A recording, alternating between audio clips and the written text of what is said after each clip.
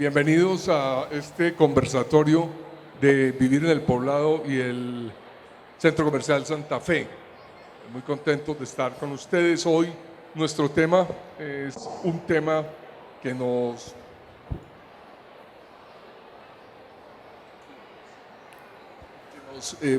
conmueve y nos mueve a todos. Conectarse con tu maestro interior para hacer de nuestras vidas una vida maestra. Nuestros invitados son Felipe Zapata y Diana Delgado.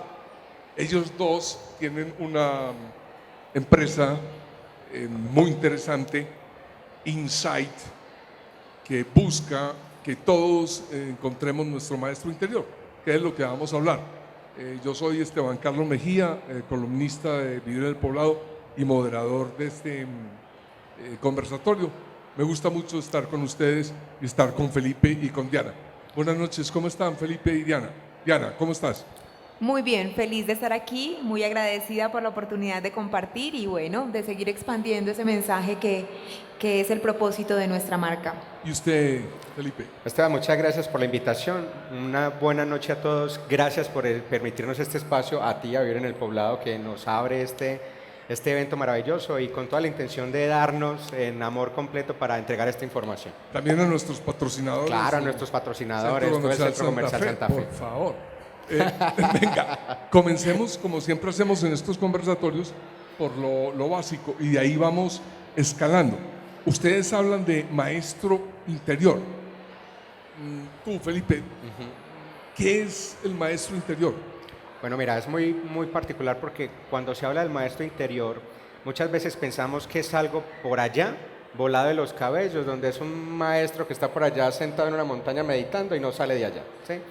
Pero realmente el maestro interior tiene que ver con la capacidad que yo tenga de observar y de aprender a partir de esa observación que estoy haciendo de mi vida y de lo que me rodea. Cuando yo puedo tener una observación clara de lo que estoy viviendo, cómo lo estoy viviendo y qué está ocurriendo en mi vida, yo empiezo a desarrollar la maestría que hay en mí, la forma en la que yo puedo reconocer aquello que estoy creando en mi vida. La maestría tiene que ver con saber observar, porque muchas veces podemos ver, pero observar requiere de algo más, requiere de tener la capacidad de ir más allá. ¿Sí? Bueno, vamos despacio. Vamos de a poquito. Diana, este maestro interior, bueno, su nombre lo parece indicar, está dentro de uno. Pero ¿cómo reconocerlo? ¿Cómo saber cuál es mi maestro interior? Mira, ese es el tema que nos lleva a nosotros como marca a ir avanzando, porque nos dimos cuenta justamente que las personas estaban en esa pregunta. ¿Cómo es que yo identifico que hay en mí y en mi interior la sabiduría necesaria para resolver mis conflictos y no acudir a alguien más a que me dé las respuestas, ¿no? Como el oráculo? Lo primero es hacerse la pregunta acerca de qué es lo que yo soy. Y bueno, la primera pregunta que las personas se hacen es ¿quién soy yo? ¿Cierto? Entonces, a partir de esa pregunta, nosotros lo que invitamos es a que las personas puedan responderla trascendiendo sus roles, trascendiendo el que yo soy Diana la hija de tal, o Diana la psicóloga, o Diana la esposa, o Diana la ama de casa. Trascendiendo tus roles, ¿qué queda? Más allá de eso, ¿tú qué eres? ¿Cuáles son tus habilidades? ¿Cuáles son tus dones? ¿Qué es eso que te hace único? ¿Cuál es esa sabiduría que habita en ti y que te permite diferenciarte, digamos, en este mundo de la diversidad de todos los demás? Porque ningún ser humano es igual al otro y en todos nosotros habita justamente esa parte de la sabiduría universal, ¿no? Entonces, el maestro interior es justamente esa parte de mí que sabe las respuestas, las que yo necesito cada momento de mi vida. Pero claro, muchos de nosotros sentimos que a mí ese maestro no me lo pusieron, ¿no?, de fábrica, se les olvidó. Y eso no es así. Por eso siempre nosotros, desde los espacios que creamos, lo que hacemos es acompañar a las personas a que comprendan y conecten con esa sabiduría que habita en cada uno de nosotros. Ese es el maestro interior. Sí, muy bien, Diana. Felipe, te hago una pregunta. Bueno, ¿cómo saber qué soy yo si muchas veces ni siquiera sé quién soy? Sí, es muy buena pregunta porque siempre nos respondemos que somos lo que hacemos, ¿sí? Entonces pensamos que si estudié medicina, soy médico. Si estudié psicología, soy psicólogo. Si estudié o hago algo en particular, eso define lo que soy. Realmente el quién soy se va marcando, se va diferenciando de acuerdo a la manera en que yo trasciendo la pregunta. Porque el entorno en el que tú te mueves, tu familia, tus amigos, el trabajo, van definiendo las características de la vida que tú tienes. Pero el ser como tal se define dependiendo de tus creencias. Cuando tú puedes reconocer tus creencias y ver cuáles son tus creencias, en la manera en que vas reconociendo, haciendo conciencia sobre ellas, vas a reconocer la manera en la que esas creencias pueden marcar un actuar, pero tú con conciencia puedes decidir si actúas de esa manera o no. Porque cuando tú estudias, por ejemplo, una carrera, esa labor que tú desempeñas en esa carrera se va a ver marcada también por todo tu pensamiento, emoción, lo que vives en familia, las personas que te rodean, porque como médicos hay muchos, pero no todos son iguales, todos ven las formas diferentes. Por eso, tu pensamiento, tu emoción y tu acción van a determinar mucho de lo que ocurre en tu vida. Entonces, cuando tú te preguntas qué eres, vas a trascender la forma para ir más al fondo, para reconocerte más desde el fondo. O sea, tomar conciencia de tus creencias es un camino para llegar al maestro interior. Y de tus creencias inicialmente acerca de ti. Lo primero es saber tú cómo te concibes a ti mismo, porque a partir de eso entonces vas a descubrir cuál es como el contexto que tienes para crear el personaje que actúa, que interactúa. Es lo que tú piensas y lo que tú sientes acerca de ti. Es como la primera clave para saber tú quién eres, tú cómo te concibes y cómo a partir de esa concepción entonces también interactúas con tu mundo exterior. La mayoría de las creencias nos son impuestas por el mundo exterior. Sí. La mamá, el papá, la familia, el colegio, el trabajo. Tomar conciencia sobre esas creencias muchas veces te va a llevar a ponerte en rebeldía contra esas creencias. No sé si la palabra justa sea rebeldía, pero a ella le gustó. ¿Tú qué opinas de eso, Felipe? Sí, hay rebeldes con causa y hay rebeldes sin causa, ¿sí? Que hay que diferenciar unos de otros. ¿Por qué? Porque muchas veces hay personas que dicen, bueno, yo tengo que entrar al trabajo a las 8, pero como yo hago lo que quiera y soy libre de hacer lo que quiera, entonces llego a las 9. Pero hay un reglamento, tú firmaste un contrato en el que te dice que tu entrada al trabajo es a las 8.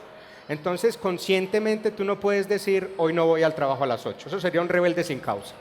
Pero si yo firmé ese contrato y con conciencia decido llegar a tiempo a mi trabajo y aprender a disfrutar mi trabajo y a disfrutar el momento que estoy allí, la rebeldía no tiene que ver con el sistema, tiene que ver con mis formas de vivirlo. Tiene que ver con reconocer que cuando yo tomo una decisión me tengo que hacer responsable de ello.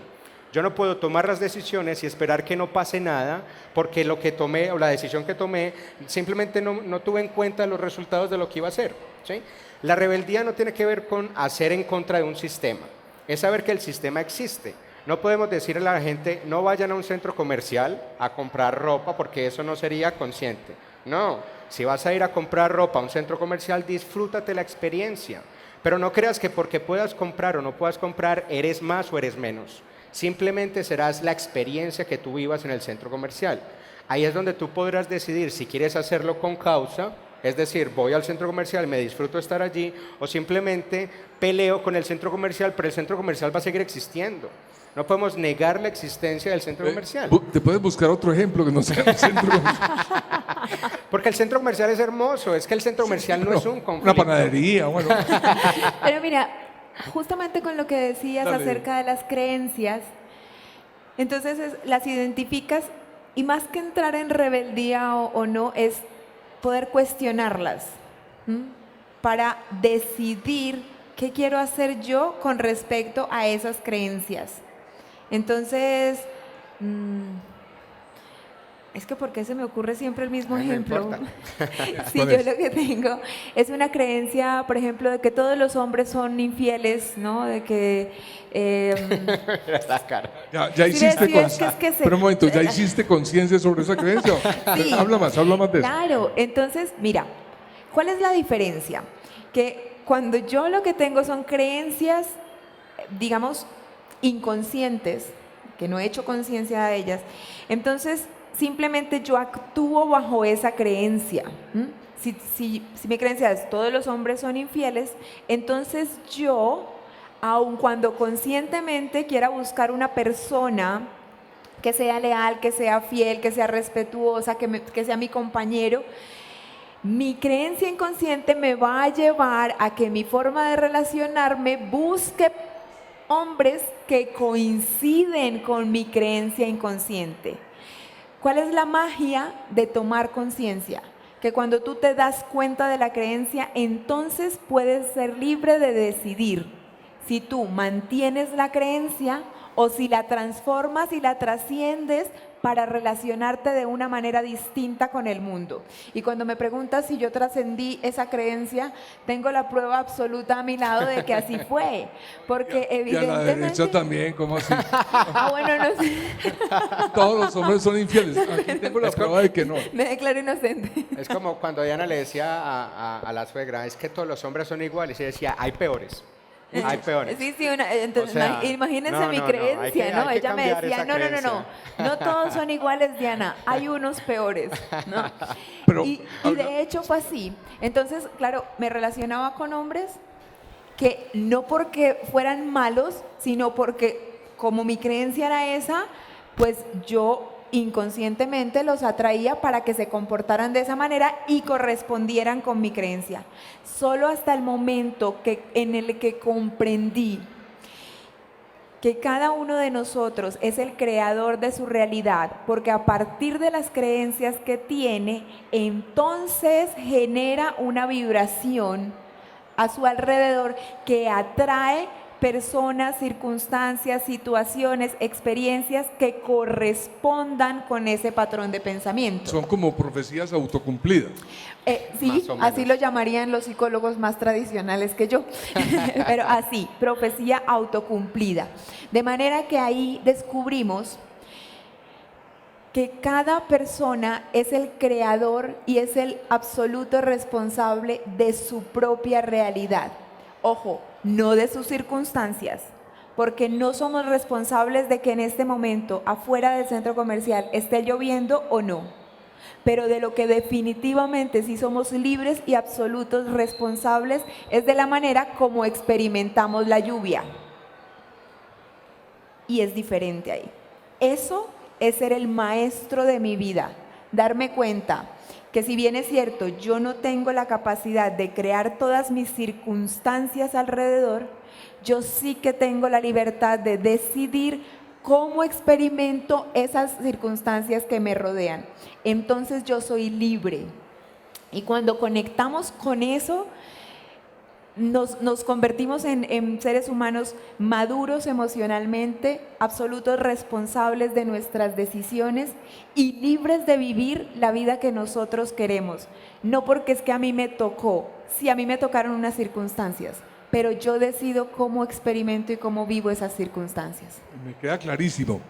Felipe, pero me quiero detener un momentico más en lo de las creencias y la toma de conciencia sobre las creencias. Ajá. Yo creo que la mayoría de los caballeros aquí presentes, en algún momento de sus vidas les dijeron, los hombres no lloran, Sí. no sea M, Literal. 3 puntos. Ajá. Los hombres no lloran. Y ya. Y esa es una creencia arraigada desde la infancia. Sí. ¿Cómo puedo tomar yo conciencia sobre esa creencia? Pues que ahora a mí me parece desastrosa, pero Sí. que en determinado momento no tanto. Claro. Mira, primero es reconocer qué es llorar, ¿sí? Llorar es una situación normal y natural del cuerpo humano. No es ni buena ni mala, es una reacción fisiológica del cuerpo normal, ¿sí? La interpretación que se haga de llorar es lo que tenemos que transformar, ¿sí? Entonces, lo primero que tú tienes que preguntarte a ti mismo es, yo cuando lloro o cuando siento ganas de llorar, ¿qué me impide hacerlo? Entonces, lo primero que te viene es la imagen de tu papá diciéndote, los hombres no lloran, ¿sí? Entonces, en ese instante... Detente, imagínate que a mí me jodieron más. Sí. No me dijeron eso, sino que me dijeron, los Mejías no lloran. Ajá. O sea, toma más. Sí, entonces toma lo tuyo. Toma lo tuyo. Entonces yo ahora cuando voy a llorar miro primero que no haya un primo o un sobrino por ahí Que para no poder haya un llorar. Que no vaya a llorar, ¿no? Pero, ojo, entonces te haces consciente. Esto que es importante, no es que papá sea culpable, porque esto tenemos que sacar esa palabra. Era la información que él tenía en ese momento y es perfecto. Entonces no tenemos que sacrificar a nadie, ¿ok? Simplemente que tú reconoces y dices, espérate, hoy ¿tenés cuántos? 35, ¿sí o qué? Hoy tengo 35, estoy aquí consciente de, quiero llorar, ¿sí? ¿Qué me impide llorar? Mi papá ya está ahí sin problema, lo amo, gracias. Pero yo reconozco que llorar para mí va a ser una experiencia bonita, porque me siento feliz en este instante de mi vida y me siento tan contento que quiero llorar. Pues llora. Entonces ahí es donde tú mismo desarrollas esa capacidad de decir, espérate, es que aquel pensamiento externo no está aquí para decirme lo que tengo que hacer, sino yo desde mi conciencia decido qué quiero hacer. Y así mismo, si estás en un momento de tristeza y quieres llorar, puedes permitirte llorar, porque realmente esa experiencia no es real. En tu mente la haces real cuando le das fuerza y dices, no porque mi papá, y después dices, espérate, es que yo amo a papá, sé que papá en su infancia recibió la misma información y nunca la transformó, entonces yo no puedo esperar que él haga algo diferente, pero yo sí puedo hacerlo. Entonces, sin juzgar a papá, le doy gracias y le digo, gracias papá porque en algún momento me enseñaste algo, hoy yo reconozco esto, que tengo el poder de decidir cómo quiero vivir esta emoción, esta situación, y te permites vivir la experiencia. Cuando vives la experiencia, aprendes de ella, y ahí tienes la capacidad de desarrollar tanto tu maestría como acompañar a otro a que pueda también aprender a reconocer esa maestría, porque ese es el juego del maestro. Sí, quise detenerme en en dos ejemplos porque son distintos. El uno es el ejemplo de las circunstancias exteriores, está lloviendo, yo tomo conciencia de que está lloviendo y bueno, ¿cómo experimento la lluvia? Me la gozo o me irrito, lo que sea. Y el otro caso es un asunto más arraigado interiormente de una creencia anterior. Ahora bien, ¿qué métodos hay o han ustedes trabajado para ayudar a tomar conciencia de las creencias? ¿Quién me responde? Dale, ¿Quién? toma. Diana, adelante. Demuestre pues que usted es la que manda. No, No, en mi casa se hace lo que yo obedezco. sí, Sí, claro. eso queda clarísimo. Eso es Ave universal. María, ¿qué tal la fama? Y luego cuando digo que soy santanderiana, todo el mundo dice, ah, sí, Sí. No, No, sí, no, eso. ¿De qué parte de Santander eres? de Bucaramanga. Ah, bueno, esos son calmaditos, no eres de Málaga. Son bravísimos. Ay, no, qué horror, no es cierto. Mira, digamos que una de las grandes herramientas o las prácticas más, ¿qué se diría? Más poderosas, ¿cierto? Que nosotros acompañamos a que las personas hagan es la autoobservación. Es como yo me observo a mí, es como que nos ingeniamos un poquito como en las caricaturas cuando ponían que había un angelito y un diablito por acá, más allá del angelito y el diablito es como hay una Dianita que está aquí y se está observando a sí misma, en la manera como se comporta, en la manera como siente y en la manera como piensa. Cuando tú te observas a ti, cuando te sales de ti para verte desde otra perspectiva, entonces tienes la capacidad de identificar esas creencias y tomar la decisión de si permanecen en mí, porque no todas las creencias hay que transformarlas. Mi tío, el único hermano de mi mamá, tiene una creencia muy arraigada y es que él es un hombre absolutamente abundante. Dime para qué vamos a cambiar esa creencia. Es que no nos genera ningún conflicto. ¿Cuál creencia es importante transformar? Esa que nos está generando un conflicto, que nos está haciendo sentir mal, esa que nos está haciendo relacionarnos de una manera inadecuada o de una manera no exitosa con las personas, esa que está haciendo que yo consiga permanentemente situaciones o personas con las que se me repite la misma situación desagradable. Entonces es, ¿para qué está pasando esto, por ejemplo? O esto que yo creo ¿es válido, es cierto, tiene que ser así o lo podría transformar?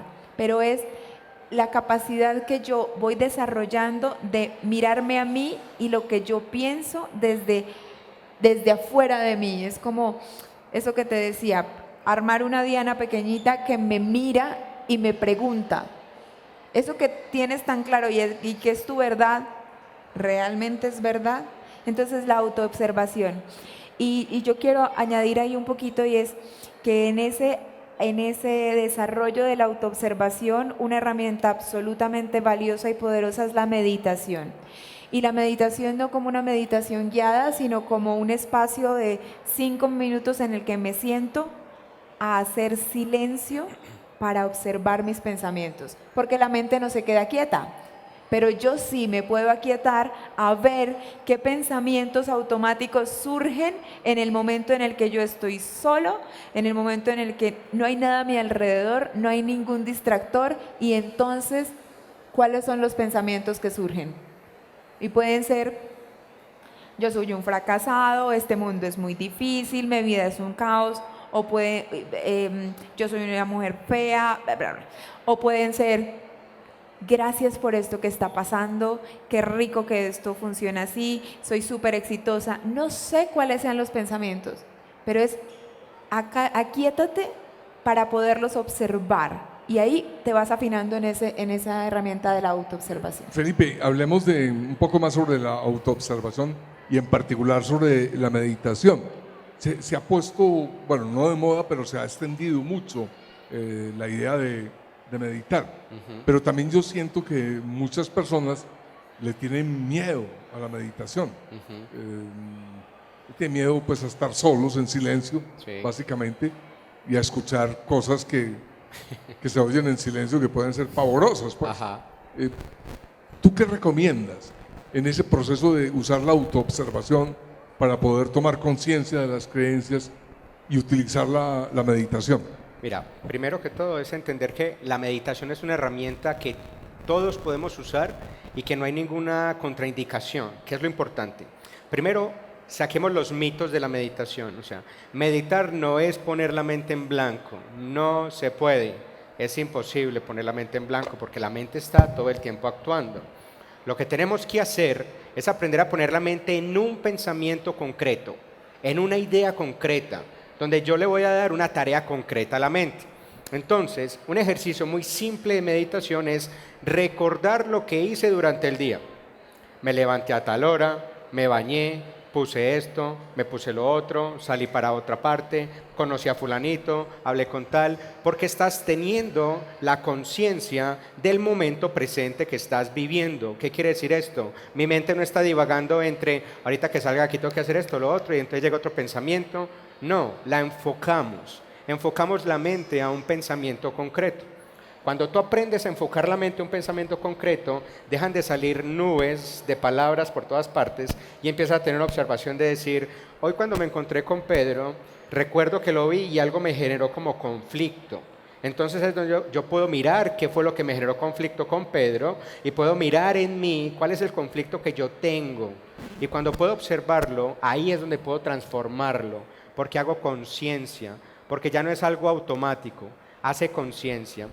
Meditar, la clave de la meditación es estar en el tiempo presente, no estar en el tiempo futuro. Entonces, ¿qué pasa? Hay muchas formas de meditar. Cuando tú estás meditando, puedes hacerlo de manera quieto, puedes sentarte en una silla, simplemente cerrar los ojos durante 5 minutos y respirar y ser consciente de cómo entra el aire en tu cuerpo, recorre el cuerpo y sale. Es una meditación muy simple. La puedes hacer 10 segundos, 1 minuto, 5 minutos y vas a sentir resultados impresionantes. ¿Por qué? Porque con 1 minuto de respiración consciente tu cuerpo se aplaca. se relajan los músculos, el sistema inmunológico cambia, el sistema, digamos, de tu cuerpo cambia, ¿ok? Hay otra meditación que puedes hacer activa, una meditación donde tú puedes caminar, vas caminando y vas consciente de los pasos que estás dando. Estoy caminando, voy hacia esa dirección, estoy respirando y estoy consciente de lo que estoy haciendo. La meditación tiene muchas formas de hacerlo.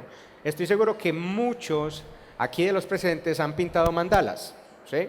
Y como tal, eso es otra forma de meditación. Si tú simplemente estás consciente del color que estás poniendo y lo que estás haciendo, porque si pintas mandala pero pensando en los hijos del vecino y de lo que están haciendo, eso no es meditación. Meditación es estar en tiempo presente, consciente de lo que estoy haciendo en el momento que lo estoy haciendo. Eso es lo más importante. Entonces, en la autoobservación es fundamental la meditación porque te va a permitir a ti no distraerte de lo que tienes que ver, ¿sí? Y el paso siguiente es que cuando tú eres consciente de lo que estás observando, vas a ser consciente de lo que estás sintiendo. Y ese es el paso siguiente de reconocer la maestría interior, ¿sí? El primer camino es la autoobservación. Sí, Ahora, sentir, algo que tiene que ver con las emociones. sí, Diana es experta en emociones. total. Háblanos de eso. Y no me mires así, mira. Digamos que la emoción es nuestro indicador físico del conflicto, entonces es mucho más fácil reconocerlo porque estamos muy identificados con el cuerpo y la emoción se siente en el cuerpo. Entonces cuando tengo una emoción, un disparador emocional, algo que hizo que me generara rabia o tristeza o miedo, ahí es donde identifico que hay creencias, que hay patrones de pensamiento que me están generando conflicto. Digamos que la emoción es la invitación a la observación. Es como que de ahí partes para irte al otro y cuestionar qué es lo que me molesta tanto de esta situación, qué es lo que me genera tanto miedo de esta situación o de esta persona, por qué me genera tanta tristeza venir a este lugar, por ejemplo. Y entonces cuando empiezas ya no a huir, porque en muchas ocasiones hemos creído que nosotros lo que tenemos es que tengo mucha rabia, no, yo soy un ser de luz, entonces respiro paz, expiro amor y ya no puede existir la rabia. Cuando yo dejo de rechazar mis emociones para observarlas e indagar cuál es esa invitación que me están haciendo para transformarme, entonces también ahí conecto con mi maestría interior. Es darme cuenta que si siento rabia no estoy mal, que si estoy triste no estoy mal, que si estoy asustada no estoy mal, que realmente esas emociones son las que me están invitando a autoobservarme y a aprender de mí. Aprender de mi sabiduría, aprender de mis creencias, aprender de mi propia capacidad para transformar esas creencias y también para transformar la manera como yo me relaciono con el mundo. Hay todo tipo de emociones. ¿Tú qué recomiendas, Felipe, para uno cuando está en ese proceso de autoobservación y siente, que, digo yo, rabia, vergüenza? ¿Cómo hago para que esa emoción no se sobreponga al objetivo que me he trazado de tomar conciencia de la creencia? Perfecto. No sé si me hice Sí, entender. partamos del hecho de qué es la emoción, ¿sí? Cuando hablamos de una emoción, tenemos que entender que la emoción es la interpretación que yo hago de una experiencia, de una vivencia, según mi sistema de pensamiento, según mi sistema de creencias, ¿ok? Entonces, cuando tenemos una emoción, lo que tenemos que observar es qué siento, pienso, perdón la redundancia, de esa emoción. Exacto, entonces, tienes rabia. ¿La rabia es buena o mala? Depende contra qué sea la rabia, pues supongo. Entonces, lo que tú empiezas a hacer es una observación de la rabia. Tú dices, espérate, en este momento, voy a decir algo, me chocaron el carro, siento rabia, ¿sí? Entonces, si tú niegas esa rabia, lo que vas a hacer es acumularla en el cuerpo. Y cuando menos piense, te da una inflamación en el colon. Entonces dices, ¿por qué será que me duele el colon? ¿Por qué será? Pues claro, hay una rabia ahí, ¿ok? Pero cuando tú aprendes a observar la rabia no como buena o mala, sino como una experiencia, entonces ahí es donde tú empiezas a cuestionarla. ¿Qué fue lo que me dio rabia de que me chocaran el carro? Entonces tú dices, pues lo acabé de comprar, lo acabé de sacar del concesionario, me costó mucho comprar ese carro. Entonces ahí empiezas a cuestionar la rabia en su origen. Y dices, sí, pero espérate, es un carro, no es mi vida, es un carro. ¿Hice un esfuerzo muy grande en comprarlo? Sí, pero como tal, el hecho de que te hayan chocado el carro te hizo entrar en una urgencia, perdiste algo más allá de el dinero que pudiste perder a la hora que lo vayas a arreglar. Hombre, no. Ah, perfecto, entonces empiezas a ir un poquito más profundo. Dices, entonces, ¿qué es lo que me da rabia? Es que recuerdo que siempre en algún momento de mi vida me dijeron que cuando le choquen un carro es como si lo estuvieran chocando a usted. Ah, entonces vas más profundo. Y dices, o sea que la imagen del carro es la imagen mía. O sea que lo que tengo rabia realmente es con mi propia imagen. Y vas ahondando en tu propia observación. Cuando llegas al punto en donde reconoces que esa rabia ni siquiera es tuya, sino que en algún momento alguien te dijo, hey, es que el hecho de que tengas rabia te hace una persona poco querida. Entonces tú dices, ah, claro, o sea que me van a rechazar si tengo rabia. Y cuando vas llegando al origen te das dando cuenta que la rabia ya no está. Porque empiezas a darte cuenta de que realmente la rabia no tiene el poder que tú creías, simplemente el poder que le habías dado. Entonces, la autoobservación te va a llevar a reconocer que la rabia te llevó a decir y a encontrar en ti un origen mucho más profundo, y cuando ya lo encuentras te das cuenta que no tiene sentido ya sentir la rabia porque te diste cuenta de lo que te quería mostrar. Ahí es donde tú la puedes soltar. Entonces ahí tranquilamente le dices, gracias rabia por lo que me viniste a mostrar, puedes hacer una respiración de un minutico y ahí es donde ya la rabia como tal se trasciende. Pero si tú la niegas, te pierdes en la experiencia de aprendizaje y sin la experiencia de aprendizaje, esa situación te va a seguir generando la rabia. ¿Sí? Sí, voy a sintetizar. En el camino del maestro interior, debo tomar conciencia de mis creencias. Para ello se recomienda la autoobservación, gracias a la meditación, entendiendo la meditación como un lapso breve o largo, pero de soledad y de silencio. Y de partir de esa observación, empezar a tener conciencia sobre, bueno, no conciencia, Sí, conciencia de tus emociones. de eso, conciencia de las emociones. Muy bien, pero luego ¿qué? Pues ya tengo conciencia de las emociones, está clarísimo la rabia, ¿Y ahora qué? ¿Y ahora qué? ¿Quién Ahora contesta? sigue la acción. Eso. ¿Sí?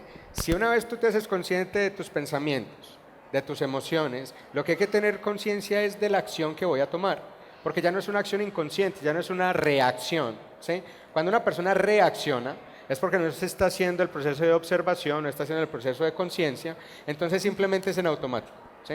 Ahí es donde la persona tiene que saber qué acciones va a tomar, porque puede decidir tomar acciones que viene repitiendo, pero con conciencia, y puede decidir seguirlas haciendo o no. ¿Sí? En algún momento tú puedes decir, sí, en algún momento de mi vida yo me tomaba 2 litros de Coca-Cola diarios. O sea, para el cuerpo no era lo mejor. Cuando yo tomé conciencia de eso, yo pude decidir de tomar una acción diferente y decir, hey, Coca-Cola no más, empiezo a tomar más agua. ¿Sí? Y eso es una acción consciente. Como habrá alguien que me diga, sí, yo sé que la Coca-Cola no va a ser lo mejor para el cuerpo, pero igual me la sigo tomando. ¿Sí? Y como tal, esa persona se va a hacer responsable de lo que el cuerpo vaya viviendo y experimentando en la medida que lo siga haciendo. Esto a veces genera callo, porque uno dice, pero vení, ¿cómo así? Pero ahí es donde tenemos que hacernos responsables. Venga, hablemos del callo, porque sí, pusiste un ejemplo muy light con esa bebida tan reconocida. Sí, qué pena ahí por la... No, pero hay otras circunstancias en que yo voy a tomar acciones que tienen que ver con asuntos más profundos. Pongo un ejemplo. Fumar. Las evidencias científicas indican fumar produce enfermedades, distintas enfermedades pulmonares, etcétera, etcétera. Pero yo hago todo este proceso de autoobservación, tomo conciencia de mis emociones frente a fumar cigarrillos y digo, me importa un pepino, yo voy a fumar cigarrillos porque yo quiero. Sí. A sabiendas de que estoy corriendo un riesgo con mi salud. Y eso también tiene que ver con la maestría interior, porque aquí no se trata de tomar las decisiones o la acción que esté de acuerdo con lo moral o socialmente establecido, sino con las decisiones de las que yo sea consciente y además responsable. La maestría interior también tiene que ver con la madurez emocional, y es, tú tomas la decisión consciente de fumar cigarrillo y también te haces responsable de las consecuencias que eso acarrea. Y entonces sabes que eres libre, tú eres libre de decidir y también eres responsable de esas decisiones que has tomado. Víctor Frank, te comentaba en previas, que Víctor Frank, En el camerino. El camerino. que Víctor Frank escribe un libro que se llama El hombre en busca de sentido. Es un libro maravilloso en el que habla acerca de la libertad del hombre. Y dice que justamente lo que te decía antes, y es que no somos libres de las circunstancias, de elegir las circunstancias que nos rodean, pero siempre somos libres de vivirlas de una manera o de otra. Ahí radica la verdadera libertad del hombre, de cómo yo voy a gestionar y voy a vivir esas circunstancias que me rodean. Y Víctor Frank escribe el libro, pero luego sale una película que nos muestra eso de una manera muy linda. Además, es una de mis películas favoritas y se llama La vida es bella, para quienes la han visto. Este hombre está en un campo de concentración, en unas circunstancias absolutamente inhumanas, si lo queremos, y sin embargo toma la decisión de vivir esas circunstancias de una manera completamente distinta. Y su motivación dentro de la película es su hijo, ¿no? Yo sé lo que está pasando aquí, pero no quiero que mi hijo sufra y que viva esto de esta manera. Me voy a inventar una distinta para que él pueda tener una recordación diferente. Y entonces ese papá le deja a ese niño uno de sus mayores legados, ¿no? Y es cómo vives una situación tan crítica como si fuera un juego, y ese niño jamás supo que estaba en un campo de concentración en medio de una guerra mundial. Me encanta que te guste esa película. A mí esa película me revuelve todo el intestino. Porque, pues, mira cómo la veo yo. Estamos en un campo de concentración nazi. Somos judíos, estamos muertos de hambre, etcétera, etcétera. Y yo tengo un niño que quiero que no viva estas circunstancias. Entonces le voy a mentir. Le voy a inventar una ficción. Estamos viviendo en un mundo distinto, lo engaño, porque no le estoy hablando de la realidad, sino que le creo esta ficción. Que esa ficción le permita a él no sentir el infierno que está a su alrededor. Bien, lo reconozco. Pero me irrita que el Señor le mienta a su hijo, que pase por encima de la realidad para obtener lo que pretende. Tú tranquilo, le voy a preguntar a ella. Sí, por favor. Okay, no importa entonces mentir, engañar, mentirte, engañarte, con tal de superar las circunstancias que te hacen infeliz, por decirlo. Yo ahí te tendría que contrapreguntar y decir, ¿y qué de lo que estamos viviendo es realidad y qué es la realidad que nos han contado y que nos quieren hacer creer algunos, ¿no? Y voy a decir solo alguno, pero discúlpeme, porque te voy a terminar de contestar. Entonces, eso por un lado. Y por otro lado, cuando tú dices mentirte, engañarte, más allá de mentirte o engañarte es justamente contarte una historia distinta a la que supuestamente está establecida. Y ahí tengo que hacerte una respuesta absolutamente personal de Diana, ni siquiera ahí mezclo inside, de Diana, y es yo como persona, ni siquiera como profesional, como persona, abogo por tu bienestar. ¿Qué es lo que te hace sentir a ti en bienestar y en plenitud? Si a mí mañana me dicen que tengo cáncer, tengo la oportunidad de decidir si lo vivo como está socialmente establecido, que es un drama, una tragedia, lo peor que me pudo pasar, o puedo tomar la decisión de inventarme que es lo mejor que me puede pasar y vivir el tiempo que me quede de vida en absoluta felicidad. Porque si bien es cierto, sabemos que nos vamos a morir, me acaban de poner una fecha y entonces digo, a disfrutar, que la fecha se me llega pronto y ya no tengo más tiempo de disfrutar. ¿Así es en la casa? Sí, así es en la casa, así es en la casa. Así es todo el tiempo. Y es real, es que hay algo muy bonito y es la definición de sabiduría, ¿sí? Sí. Y la sabiduría tiene que ver con el sabor de la vida. Cuando yo puedo saborearme la vida, cuando puedo disfrutarme la vida, ahí estoy donde experimentando la maestría realmente. Por eso cada persona es libre de experimentar la vida como quiera. Si a ti te gusta y te la disfrutas con sabor a vainilla, pues vívela con sabor a vainilla, y te gusta con sabor a chocolate, dale, pero disfrútala. Esa es la clave de la maestría. Eso es lo más importante. Ustedes dos trabajan en todo este tema de la maestría a través de Insight. ¿Qué es Insight? ¿Qué es un Insight? Ahí sí le toca hablar a Diana otra vez. Diana, dale. Insight es una palabra que se utiliza en psicología y justamente significa tomar conciencia. Insight es cuando tú dices, "Ah, ya entendí". Los mexicanos dicen, me cayó la moneda. Ah, claro, así, esto era. Darme cuenta de, eso es Insight. Y la marca se llama Como un Insight. chispazo, pues. El chispazo, eso, el chispazo. Y entonces la marca se llama así justamente porque estamos convencidos de que cuando tomas conciencia, entonces ese es el primer paso para poder transformar algo. Solo si tú te das cuenta de algo, lo puedes cambiar o puedes decidir que siga igual, pero es tu decisión. Recuerden, es tu decisión y entonces me hago responsable. Yo siempre les pongo un ejemplo escatológico. Y es que si yo tengo un moco en la nariz así que se me está viendo, ¿no? Y estoy aquí hablándole a un montón de personas, y todos hacen así como, ay, pobrecita, ¿no? Alguien que le diga, pero nadie tiene la valentía o la compasión de decírmelo, pues yo simplemente termino aquí, ¿no? Mi exposición de moco, hasta que... Alguien puede pensar que es una hormiga santanderiana.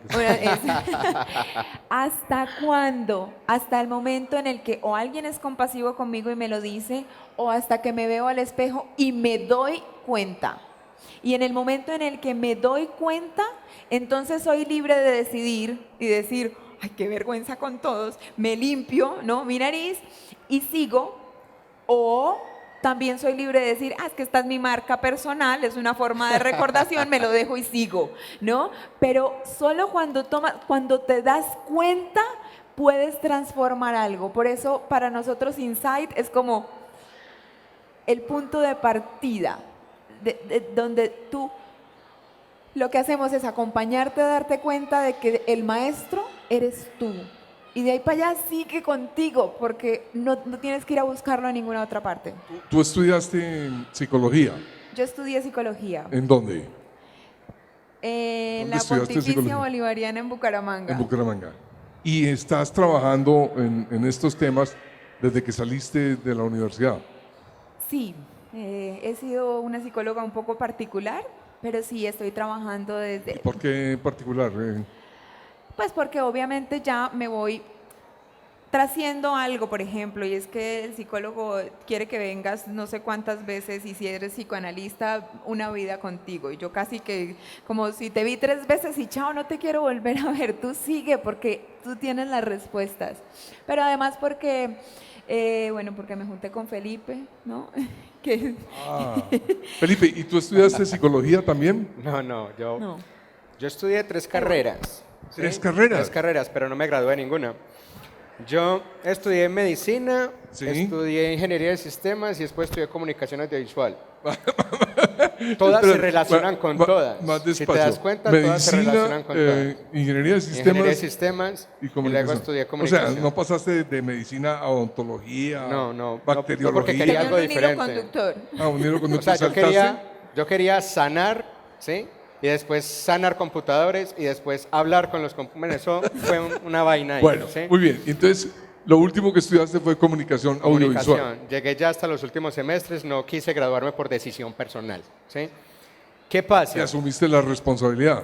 Asumí la responsabilidad. ¿De qué? De desarrollar una maestría en lo que yo tengo para entregarle al mundo, ¿sí? Que son esos dones espirituales con los que nací. Desde chiquito desarrollé la capacidad de ver, sentir, conectarme con la energía y ver a todos estos seres que nos rodean, que están por aquí, angelitos hermosos que nos rodean todo el tiempo. Y ahí es donde decidí yo ponerme en servicio desde ahí. Más despacio. ¿Cómo así? ¿Tienes el don de ver a quién? No me estoy riendo ni burlando, sino A que esos quiero angelitos que están aquí. ¿A No esos solo qué? los que están sentados en las sillas, los que están parados al lado de cada uno, ¿sí?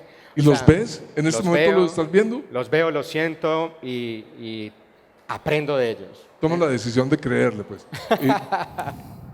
¿Y desde cuándo tienes ese don? Desde que tengo 3 años soy consciente de ese don, ¿sí? Simplemente que en la medida en que fuimos creciendo y avanzando en este proceso de vida, pues hemos decidido cuándo ponerlos en servicio y cuándo no. Pero bueno, uno a los 5 años, ¿cómo hace para que no le hagan bullying con ese don? No, toca a uno quedarse calladito un tiempo hasta que uno ¿Qué hacías sepa tú? cómo Decías, expresarlo. ¿estás viendo? No le decía, hey Andrés, ¿no estás viendo? No, es que no veo. Ah, bueno, no, entonces soy yo solo. O a veces el niño que se había trascendido y uno habla con él y le explica qué fue lo que pasó. Romántico, trascendido es que se murió. O sea, que también hablas con los muertos. I see dead people. Sí, o sea, ahí sí. pero, Ok. pero es un proceso Tranquilo, tranquilo. no, es un proceso Yo te que como estoy tal- creyendo, lo que pasa es que estoy... lo que de alguna muerto. manera. Tengo el susto que a ti no te dio. No te preocupes, eso es súper, eso es normal. O sea, todos podemos hacerlo, pero no todos decidimos hacerlo. Por eso se habla de conciencia también. Vas muy rápido, tú quieres salir del tema y yo no quiero. Ven, entonces a los 5 años, claro, era un tipo de relación. Pero después, ¿qué pasó? Cuando estabas, por ejemplo, en la universidad, ¿seguías con el don? Sí, igual, o sea, nunca se ha ido, siempre ha estado ahí conmigo. ¿Y los Siempre. compañeros qué decían? Es que no lo hablaba con todo el mundo. Claro, O sea, te hubieran internado. hay momentos donde se comparte y hay momentos donde no se comparte la información. ¿Sí? Digamos que lo que yo decidí fue, inicié estudiando Reiki, preparándome a través del Reiki para acompañar desde allí. Durante muchos años lo hice conmigo y después lo puse en servicio a otras personas. Después comprendí que más que poner las manos, como con el don de sanar con las manos también está presente, lo que hice fue reconocer la forma en la que las emociones afectan el cuerpo y empecé a trabajar más en el tema emocional, en acompañar desde la parte emocional a que las personas reconozcan cómo crean la realidad y cómo la transforman ellos mismos. ¿Sí? Y ahí fue donde la vida me puso esta maestra hermosa de vida, que es Diana, mi esposa. La conozco en una conferencia que estaba dando en Bucaramanga. Nos juntamos y decidimos certificarnos en el área de la bioneuromoción en Argentina y en México, y ahí es donde ya venimos a acompañar desde esa información a las personas también. Este don que tú tienes, ¿se acaba algún día? No, realmente es que, digamos que yo no soy especial, todos tenemos el don de ver, sentir, conectarnos, pero no todos lo hacemos conscientemente, ¿sí?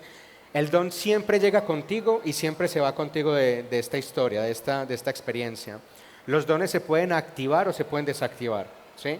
Pero no desaparecen jamás. Y los dones no solamente es ver la energía, o sea, todos tenemos muchos dones. Está el don de gente, el don de la compasión, el don del amor, el don de la comunicación. Hay muchas formas de trabajarlo, ¿sí? Simplemente es saber que hay unas personas que tienen unos dones que les pueden parecer difíciles de llevar, y ahí es donde podemos acompañarlos a que sepan cómo manejarlo, cómo trabajarlo, cómo vivirlo y experimentarlo. Y a la vez es una decisión personal donde pueden decir, lo cierro o lo abro, pero no desaparece jamás. Tú puedes abrirlo un día o puedes cerrarlo un día. Como decía ahorita, uno puede ponerles horario, búscame a tal hora, o no me busques, o no quiero hacerlo, y como tal es algo que es un acuerdo personal del alma, ¿sí? Entonces, pero lo importante es saber que todos podemos hacerlo, es cuestión de permitirlo o no, ¿sí? Si te lo permites o no, y eso es un acuerdo y es una conciencia tuya como tal. Felipe, y a ti la gente te consulta sobre eso. Ya voy contigo, Diana, pero es que estoy aquí bajo el shock. No, me parece súper interesante. Dale, dilo, expresa. Mira, las personas van a consulta conmigo, digamos, yo los acompaño desde esa parte, desde la parte emocional, espiritual y física, ¿sí? ¿Qué es lo importante? Que reconozcan en la medida en que su realidad se crea desde su mente y cómo su mente funciona, y desde ahí cambiar la realidad a partir de hacerte consciente. En el proceso llegan muchas personas también que tienen dones y me dicen, Felipe, es que yo veo gente muerta, si me aparecen a las 3 de la mañana, ¿qué hago? Y yo, venga, conversemos y le explico cómo trabajamos el tema. O veo energía y no sé qué hacer con eso, o siento el dolor de la gente, o sea, hay muchas cosas que están ocurriendo. Ahí es donde simplemente acompañamos a la persona a que reconozca ese don, cómo funciona y cómo puede trabajarlo, sin miedo. No hay que temerle a los dones, no hay que tenerle miedo a nada, porque realmente desde el amor todo funciona diferente, ¿sí? Es más generar esa conciencia de amor en las personas. Bueno, y cuando hablas con personas muertas, las escuchas. Ocurren las dos cosas. Las veo, las escucho, tanto auditivamente como intuitivamente, ¿sí? O sea, uno no solo escucha con los oídos, uno escucha con el alma. no es fácil de explicarlo, pero es como que te llegan imágenes de esa persona o ves situaciones o vivencias de la persona como tal. Cuando alguien te está consultando. Sí, o sea, cuando alguien está en consulta, pues se ve, llega la información de la persona y vamos hablándole o a veces le decimos, ve, en tu infancia vi esto y esto y esto, ¿quieres hablarlo? Ah, sí, entonces empezamos por ahí. Ninguno de los dos salta en la silla, tú y el... No. ¿No te da susto esa vaina? No, es algo muy natural, es algo muy, y es muy bonito, o sea, uno ve muchos colores, muchas formas, es muy bonito. Hay una película sobre eso, ¿cómo se llama? El sexto sentido. El sexto sentido. Ay, sí, de tipo. No, tú no eres... Los veo, hablo con ellos, aprendo. Es que hay que entender, y esto yo sé que es difícil de comprenderlo, pero la muerte es una cuestión mental, ¿sí? Porque nosotros somos seres eternos y estamos siempre existiendo de una forma u otra. Entonces es comprender que no hay un fin de la vida, simplemente es una transformación de la vida como tal. Y ahí es donde podemos ayudar muchas personas también en el duelo de muerte, de personas que han fallecido, familiares o algo, y los llevamos a que puedan comprender la muerte no como un final, sino como un continuará, y que comprendan ese otro aspecto. Y tú también sientes y ves esas presencias. Cuando a las 3 de la mañana lo despiertas y muerto a decirle, mira, necesito hablar. Se fue. Sí. Muévele el cablecito. ¿Ya? Ahí. Sí, dale. No, es que cuando me hacen esa pregunta, la pregunta que me hacen es, ¿y tú también tienes dones? Sí, ¿tú y también yo le tienes digo, dones? sí, don Felipe. No, y es súper lindo esto que está pasando porque, digamos, yo no veo más allá de lo evidente como la espada del augurio y como Felipe. Y sin embargo veo esa expresión de tu cara permanentemente. ¡Ah, sí! ¿Y qué ves? ¿No? La primera pregunta es, ¿y qué ves aquí? Yo quiero saber qué ves. Y es súper lindo porque justamente el propósito de Insight nos une a los dos. Y es que así como hay dones como los de Felipe que causan tanta curiosidad y que se ven como tan wow, si tienes ese don, entonces estás más iluminado, ¿no? Eres especial. Nada que ver. Y yo no lo tengo, entonces, como que me hace falta mucho. Y justamente nuestro propósito es comprender que no es así. Todos los seres humanos somos como una gotica del océano, que tienen toda la sabiduría del universo y que tienen dones, porque no es como que unas gotas de agua del océano tienen sal y las otras no.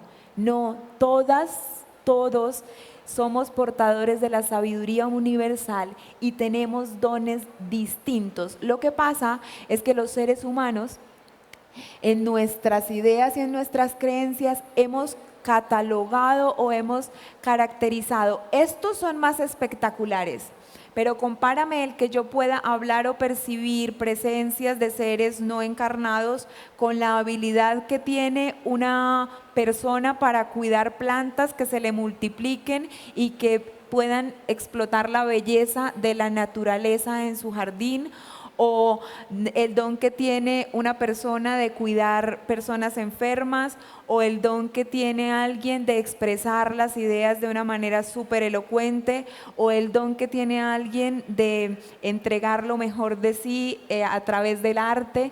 Entonces, todos los seres humanos tenemos dones y tenemos la sabiduría del universo.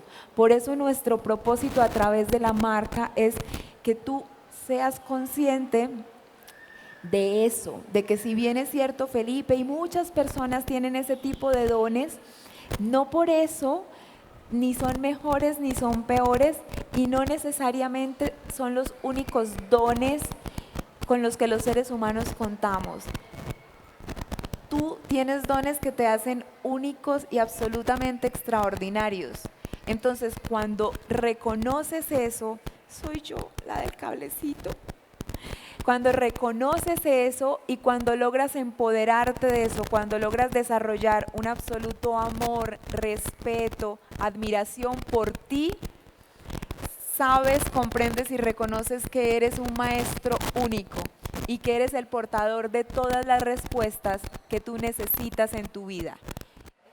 normalmente antes del conversatorio nos reunimos los invitados y yo en algo que llamo el camerino, que es todo fresa. Es un camerino peligrosísimo porque Pan de La- yuca, palito de queso y café me tocó. hay torta de chocolate y volcán de chocolate, y bueno. Y ahí nos reunimos y yo doy testimonio de que esto que estamos hablando de los dones especiales de Felipe surgió de manera casual. Estábamos hablando cuando él de pronto fue diciendo eso, a mí se me cayó el vasito de chocolate y después cerré la boca porque me quedé frío con la noticia. Y él estuvo un poco escurridizo, pero yo le dije, no, tenemos que contar eso porque es un asunto muy particular. Veo que entonces ustedes conjugan ambas aproximaciones al tema en Insight. Cuéntame, Felipe, uno o dos casos sobresalientes de lo que hayan trabajado ustedes en Insight para luego empezar a ver estas preguntas. ¿Está prendido? Ya. Sí. Bueno, digamos que hay un par de casos muy interesantes. Desde este desarrollo de la maestría interior, hace unos 3 años, llegó a mí un chico. Ese ruidito no será alguien que se quiere Sí, comunicar con usted. ¿será que nos están...? Alguien quiere Pero hablar soy yo, con no. usted y no le gusta que No sé. no le gusta que lo atienda mañana y no ya. A ver, ¿soy yo? Son ambos. Bueno, entonces vamos a... Así me estoy asustando. Sígame. Hace 2 o 3 años me llegó un chico que con depresión, la vida no tiene sentido, yo ya no sé qué quiero hacer, yo me siento muy mal, muy aburrido, con unos síntomas físicos muy fuertes. Y empezamos a conversar y me di cuenta que tenía todo el potencial de ser el mejor abogado de este país, porque había estudiado Derecho y resulta que no se había graduado, pero él estaba trabajando y estaba haciendo, pero le pagaban mal, horrible. Y resulta que cuando empezamos a conversar y lo empezamos a acompañar, resulta que la primera tarea que le puse fue graduarse. ¿Estás trabajando en algo que amas? Sí. ¿Ya te graduaste? No he podido, no tengo tiempo, no, cualquier excusa. Resulta que hoy, 3 años después, tiene uno de los bufetes más exitosos de Medellín. Es impresionante y fuera de eso desarrolla una amistad hermosa con él y es un ser extraordinario, pero era el miedo porque él siempre creía que no podía hacerlo, que no era capaz, que le costaba mucho, siempre perdía el mismo examen. Vení, toma conciencia de qué es lo que tenés miedo realmente y el miedo que tenía era ser exitoso. Cuando reconoció eso y empezó a trabajarlo, hoy montó ese buffet, tiene sede en Medellín, Bogotá, Miami, España, y ahora está abriéndose en Barranquilla. Es una cosa impresionante, pero es porque él tomó la conciencia de darse el valor que no se había dado antes, de reconocer el exitoso, el ser exitoso que hay en él. Atienda a ese señor rápido. O esa señora, no sé. Ese miedo al éxito es muy frecuente. Pasa mucho. Y es perturbador para... Pasa mucho, porque vivimos en una sociedad donde te exigen ser exitoso, te exigen tener éxito. Lo que no sabemos es diferenciar qué es ser exitoso, porque para mí exitoso es que yo todos los días me puedo levantar a las 8, yo me levanto a las 8 si quiero, y si tengo consulta a las 7, pues madrugo un poquito. Pero eso para mí es ser exitoso. Puede que otro diga, no, eso es ser perezoso. Bueno, esa es tu percepción de la vida, ¿sí? Cada uno lo ve de una manera diferente. Por eso, cada vez que uno va a hablar del éxito, tiene que preguntarle a la persona, para ti, ¿qué es ser exitoso? Y para él, ser exitoso era tener su buffet. Y hoy tiene 30 años, si no es menos, ¿sí? Pero es una persona muy exitosa porque lo decidió, vivir su propio éxito. Entonces, el miedo te puede congelar en la vida o puede ser un carbón que te mueva a actuar. ¿Qué quieres hacer con el miedo? Él se conectó con su maestro interior. Se conectó con su maestría y no lo para nadie hoy. Y es un ser hermoso y me encanta y le mando un saludo muy grande. Él sabe quién es. Venga, pues, tengo varios interrogantes. Bajo ciertas circunstancias, a mi maestro interior le es muy difícil ser consciente de lo que se está viviendo. ¿Quién de los dos quiere Vamos comentar? a recapitular esa pregunta. Yo creo que Respóndele tu amor. Porque realmente no es al maestro interior, es justamente a la personalidad, digamos, al ego, al personaje. Es el personaje el que no es consciente, pero el maestro pues es el que tiene la sabiduría y es el que es perfectamente consciente de las respuestas y de lo que necesitas cada día. Entonces, digamos que la invitación justamente es también a confiar en ti, a confiar en tu intuición, a confiar que si esta es la decisión que quieres desde el corazón, no desde la imposición, la razón y lo que debería hacer, sino yo desde mi corazón, ¿qué quiero hacer? Confía, porque esa es la respuesta. Entonces, esa es una de las cosas importantes y es confiar justamente en que mi maestro interior nunca está desconectado, no está perdido en el mundo. Alguien que quiero muchísimo en algún momento, entonces decía, ¿cómo así?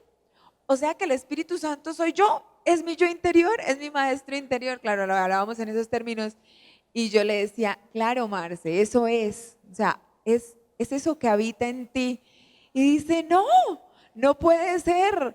¿Qué tal? Yo confiando en que estaba por allá afuera, o sea, Diana, si me dices que está en mí, eso es como decirme que yo le estaba dando las llaves de mi vehículo al conductor elegido y este estaba borracho.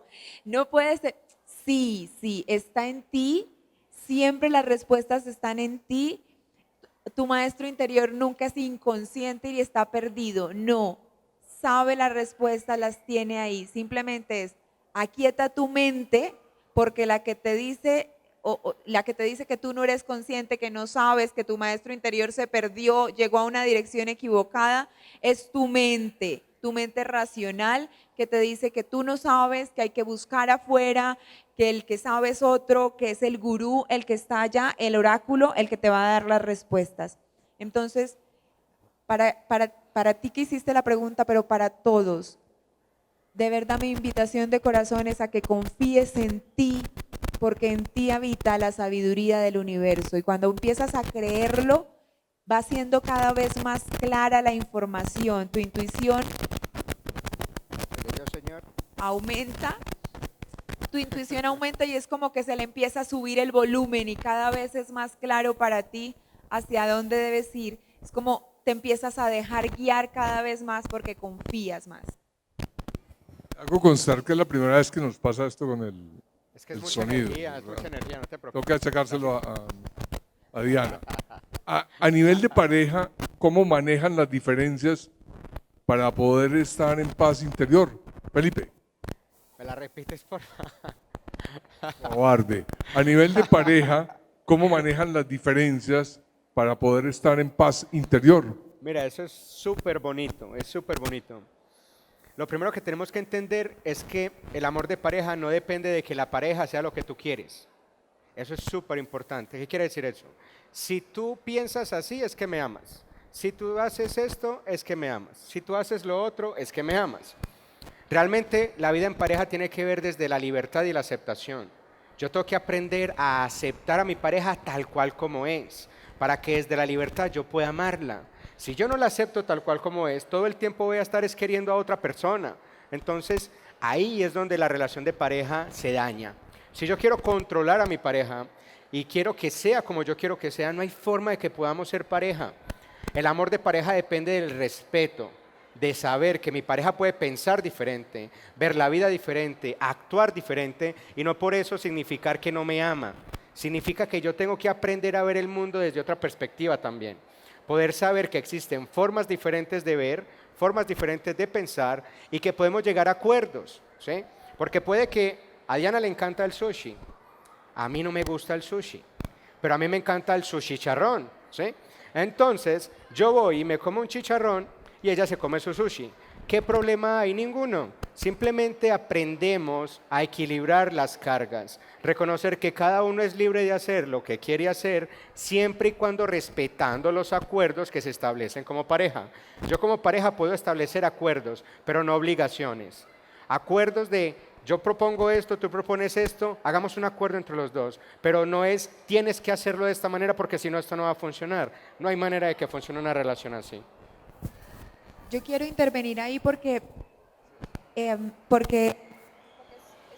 es súper importante que la gente sepa que ni en nuestra vida personal, ni en nuestra vida como pareja todo es perfecto. No, también nos agarramos y nos queremos sacar los ojos, pero en esa discusión y en ese conflicto que surge eventualmente, tenemos también ese observador absolutamente atento. Y es que de lo que me estás mostrando está disparando cosas que me están invitando a reinventarme, a reflexionar, a transformar ciertas creencias. Entonces, gracias por la pregunta, porque si bien es cierto hablamos de la maestría interior, el más grande maestro exterior es nuestra pareja, porque nos invita permanentemente a crecer, a observarnos, a aprender, y cuando hay conflicto para nosotros también es una oportunidad para crecer como pareja, pero lo transitamos, o sea, también hay discusión, también hay parada de pelos, también lloramos, también gritamos, luego respiramos y ok, espérate, ¿qué vimos aquí? ¿Qué podemos aprender de esto y cómo podemos crecer?